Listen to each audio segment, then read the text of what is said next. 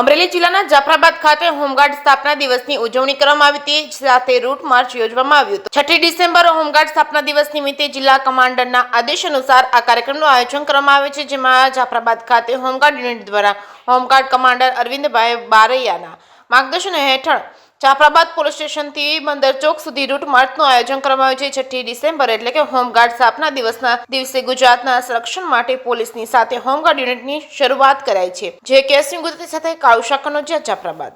આજ રોજ હોમગાર્ડ સ્થાપના દિવસ 6 ડિસેમ્બર નાગરિક સંરક્ષણ દિવસની સ્થાપના થયેલી છે અને આજે 6 ડિસેમ્બરની સ્થાપના દિવસે જાફરાબાદ હોમગાર્ડ યુનિટ રૂટ માર્ચનું આયોજન કરેલું છે। જાફરાબાદ ટાઉન પોસ્ટેથી આજે બંદર ચોક સુધીનું જાફરાબાદ હોમગાર્ડ યુનિટના તમામ જવાનો રૂટ માર્ચ કરશે અને બંદર ચોકે પૂર્ણ થશે।